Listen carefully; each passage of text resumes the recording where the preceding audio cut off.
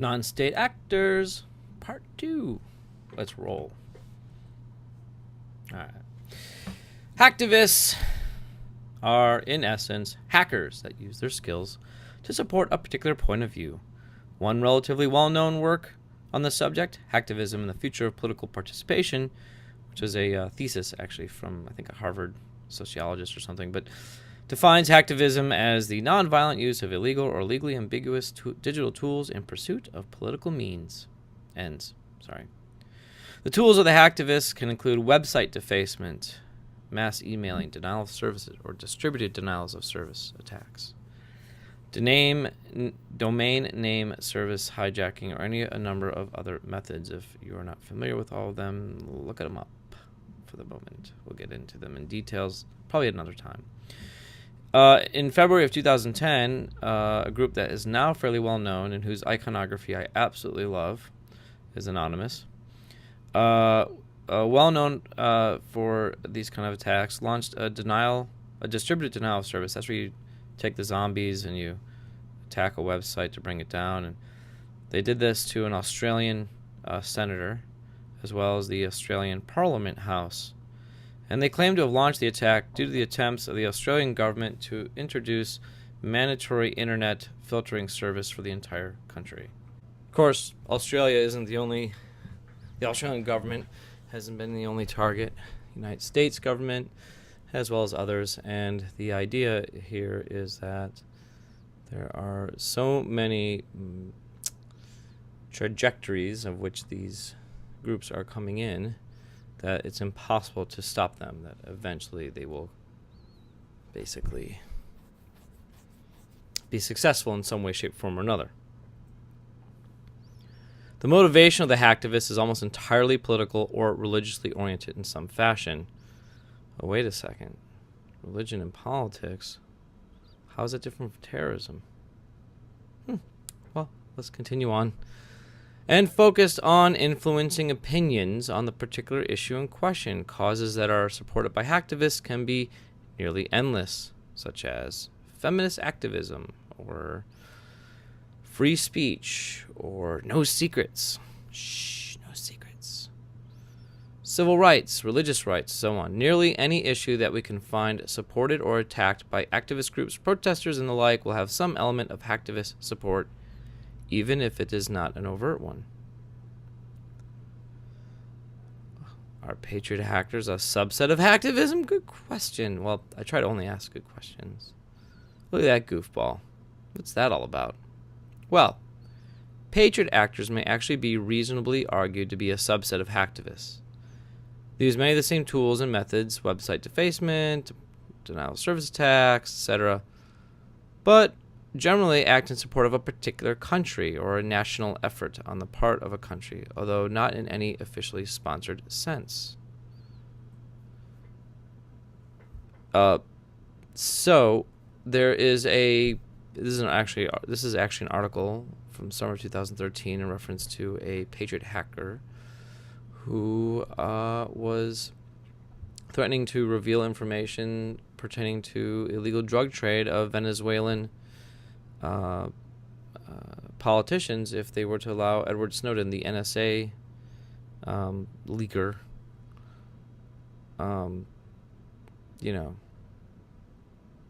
asylum. So anyway, I just love this ad. I mean, I love this article. Just, hey.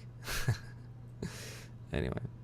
There's also been occasions where such patriot actors have been rumored to actually been in the employ of a state and have been paid to carry out their activities. On one such occasion in December of 2009 involved the theft and public posting of thousands of emails from the University of East Anglia, the Climate Research Unit. It's believed that the patriot hackers involved in the incident were acting on behalf of Russia in order to discredit the need for reduction in carbon emissions to help fight global warming. And what did they reveal? They revealed that basically the primary sources of the alleged increase in temperature known as global warming, and the analysis that's been done to date from the quote-unquote accepted mainstream sources, which really aren't as mainstream as you think, have been basically fraudulent. So they revealed that what these people were doing was transforming the data in such a way as to make it appear as if things were getting hotter, when in fact, since what's come out since then is a whole number of analysis, is actually it's been stable for the last 15 years, and all the climate models have been wrong. Weird. Anyway. Patriot hackers will likely have many of the same motivations as hacktivists, although with a much more nationalistic focus. The activities of patriot hackers may additionally be of a somewhat more sharp and directed nature than those of hacktivists. Large corporations can be possessors of great power and resources, often rivaling those of small countries. Corporations in the technical industry are often well organized, staffed with highly trained employees, and have access to the latest technologies and equipment, including those with which cyber warfare can be carried out. Outside of organizations that are taking part in regular criminal activities, which we would define as organized criminal organizations, and I'm going to discuss later in the presentation, many corporations do not engage in overt cyber warfare activity. In general, we're more likely to find, with some exceptions, activities along the lines of espionage and intelligence gathering, which we will get into at a later date. I mean, to be perfectly honest, there's a long tradition of organized commercial and industrial espionage in politics and business. It goes all the way back to at least the height of the ninja of Japan in the 14th century. Now, what are the motivations for corporations to act in cyber warfare? Well, the activities of corporations acting in cyber conflicts can be broken down into two primary areas: legal and illegal actions. Corporations carrying out acts of cyber war in a legal fashion will typically be doing so in the employ of a nation state. For example, the United States, we can see many examples of corporations performing such roles with the blessing of the government.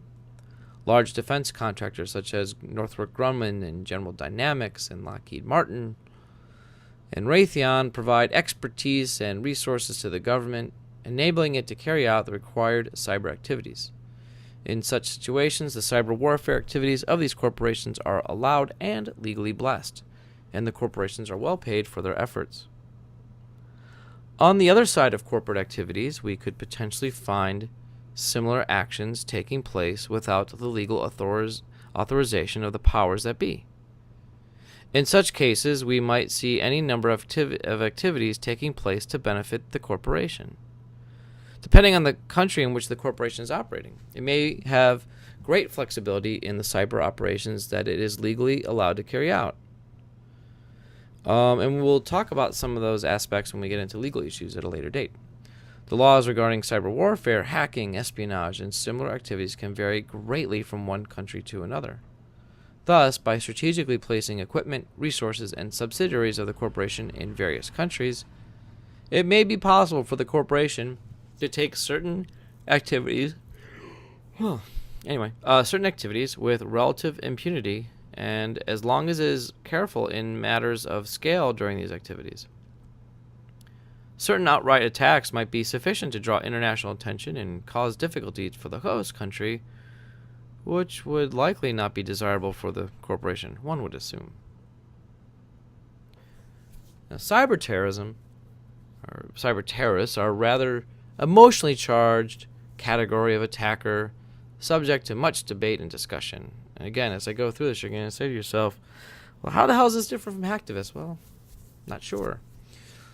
So let's talk about this. So the cyber terrorism is going to use the computers and technologies that will result in some combination of violence, destruction, or disruption of service. What's the objective? Creation of fear. How are they going to do it? Confusion, uncertainty, etc. And what's the ultimate objective? To influence the government or the citizens to conform to a particular outlook, agenda, what have you. Ultimately, cyber terrorism can be seen as being related to both hacktivists and patriot hackers, differing largely in both the scale and the intensity of their actions.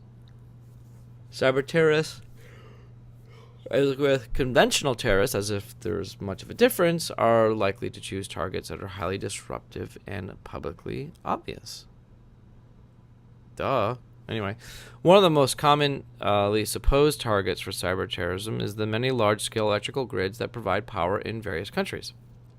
In fact, at a later date, we'll talk about in a little more detail the 2003 blackout, which I've shown you some of the pictures of. On the left, you have what the lights should look like from space on the East Coast on a typical night, and on the right, you see what it looked like during the blackout. Didn't look good, that's for sure. Anyway. But I mentioned this because 2003 blackout was investigated for signs of terrorist activity due to the nature of the attack. What are the motivations? Well, good question. Motivations of cyber terrorists, as with any branch of terrorism, is ultimately to influence the victim or victims of the attack into a particular line of activity or thinking. Cyber terrorists are also much more likely to resort to attacks that cause large-scale damage or destruction than hacktivists or patriot hackers. Sorry, more larger than hacktivists. Okay. So, supervisory control and data acquisition, or otherwise referred to as SCADA systems, those are in the infrastructure and what have you, are often considered to be a prime target for cyber terrorist attacks. Such systems are responsible for controlling and monitoring of many processes that make life in industrial worlds possible, such as the distribution of power, flow of oil, communications, etc. Due to the nature of such systems, it would be possible to cause great physical disruption or damage by manipulating the devices, such as SCADA systems, control in order to cause them to fail or behave erratically. Given that the nature of terror attacks is to evoke feelings of unrest, anxiety, and other of a similar nature in the target populace, highly visible and highly effective targets such as these present a great source of opportunity to terrorists. Because it's not, there's no... However, suppose one did occur. It would be It would be difficult to say exactly what will happen when one does occur. Of course, we can speculate.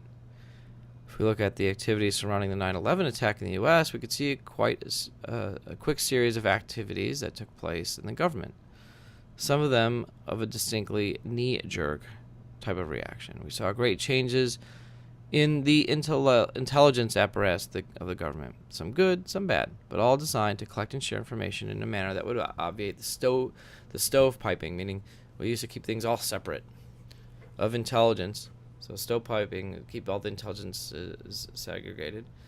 And that allowed the attack to go unpredicted or undetected. Interestingly enough, one of the knee-jerk reactions was the creation of Homeland Security. Bless their hearts. And their many different organizations that they've sort of put under one uber sort of area. In theory, everything's related to Homeland Security, so anyway, it's a bit of a cluster. New laws and new powers were enacted post 9/11 to allow more and greater amounts of information to be collected.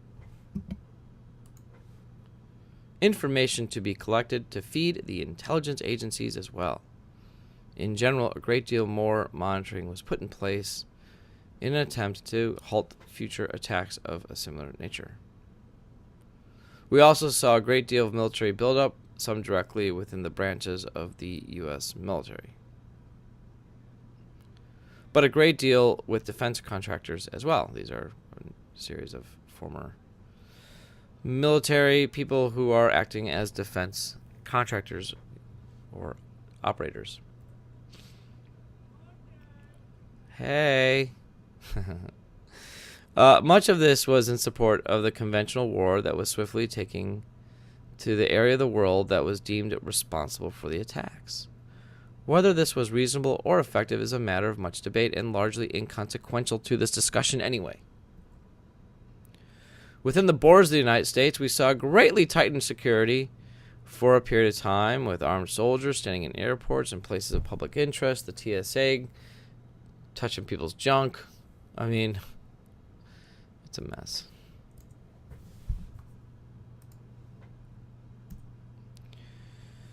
And of course, you know, we're even using drones and all kinds of fancy technologies for these agencies.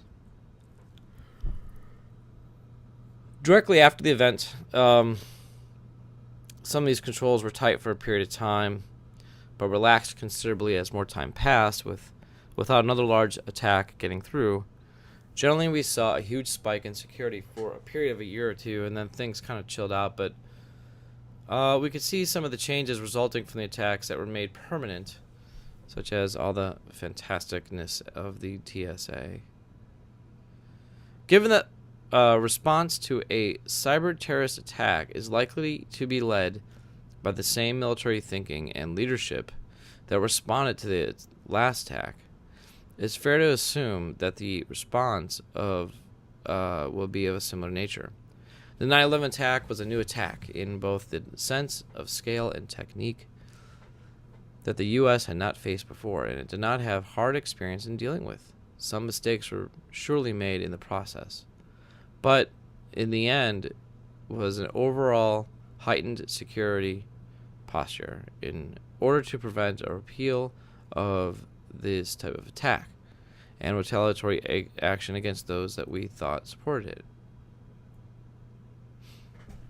In the cyber world at present, our defenses are in poor state to withstand such an attack. The virtual world has no borders to speak of, and even if it did, the attack would very well come from within, and we have no good way to prevent such a thing from happening. In the physical world, we could attempt to detect and prevent the entry of materials that might be used to cause mass casualties, but we have a considerably more difficult task in preventing the entry of or use of weapons of cyber terrorism. At present, our systems and defenses for dealing with such an attack are reactive only. And of course, you know, terrorists can make cyber attacks through all kinds of different means, including social networking such as Twitter, believe it or not. In the event of a large cyber terrorist attack, we would likely begin to see the development of borders and security in a virtual sense. This would be a difficult task indeed due to the myriad of communications methods that can be used to move data in and out of a given country, and we would likely never be able to police them all, but it is likely, but it is something that could eventually be made to work, although with a great deal of pain being involved in the process. To say that the technical challenges involved in such an undertaking would be great would be a massive understatement, but we would likely see an attempt made in such a direction. One aspect that has been talked about for a number of years is the concept of EMPs. We're going to get into this at a later date, but it's basically it replicates an aspect of a nuclear bomb without, the explosion, the sort of like a shock wave without destroying all the buildings, but it fries all the electronics. So if you were to burst one over St. Louis that was 30 miles in the air, it would knock out all electronics for 480 miles. Fortunately, right now when I'm making this recording, I'm in New Orleans, so I guess I'd be okay. Possibly. A possible alternative would be to create a secure network for the specific use of critical infrastructure systems. Such a network would be considerably more restrictive than anything that needed to carry public traffic, as it would serve a more specialized set of needs. Although such a network in and of itself would not be technically challenging to create, standardizing the environments that might connect to it certainly would be insurmountable. In addition, as with 9/11, we'd like to see military action of a conventional warfare taken to the attacker, but of course, let's think this through. What's the problem here? Oh, right. Oh, I know. What happens about the fact that, like, all these systems that these, ships and stuff go off of are all interconnected? Hello. If we could apply some sort of attribution to the source of the attack, that'd be great. While such attribution is very difficult to prove from a technical standpoint, when faced with a cyber terrorist attack that caused a great deal of physical damage, we would likely be able to track it back to a certain extent through the intelligence channels, presuming that it did come from a terrorist organization. Due to the nature of such organizations, such an attack is unlikely to be carried out without an increase in chatter, a term often used to describe the volume of communications among suspected or known terrorist organizations. Of course, terrorist organizations could come in all kinds of shapes and sizes. Just saying.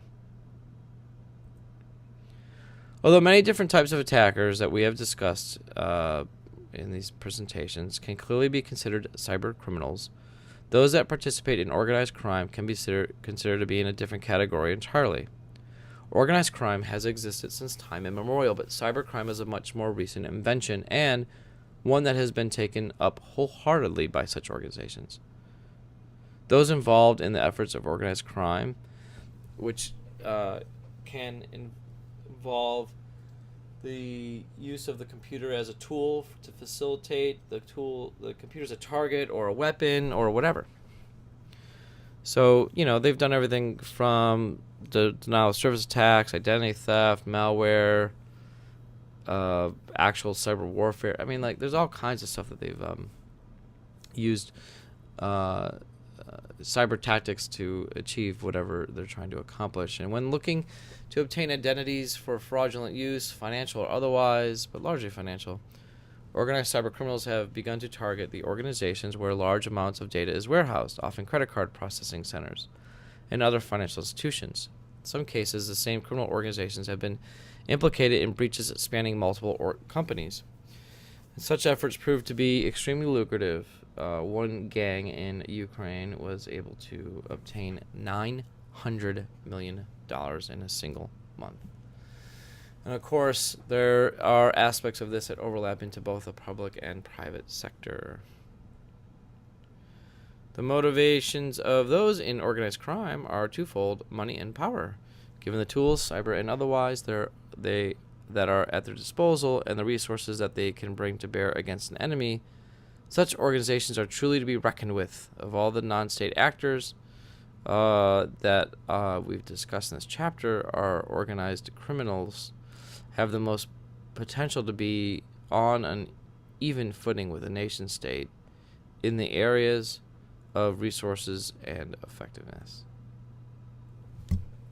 Another type of actor that we are just beginning to see on any large scale is the autonomous actor. We presently see such actors almost entirely in the form of malware. When malware is released into the wild or is disconnected from its command and control structure, certain forms of it will continue to carry out their functions independent of any outside control. This has been the case in a primitive sense since the very first pieces of malware were seen outside of controlled environments. In cyber warfare, the speed of actions, whether offensive or defensive in nature, is limited only by the speed of the networks and systems on which they take place, and primarily by the speed of the networks, as both of these factors are, in most cases, no longer particularly limiting.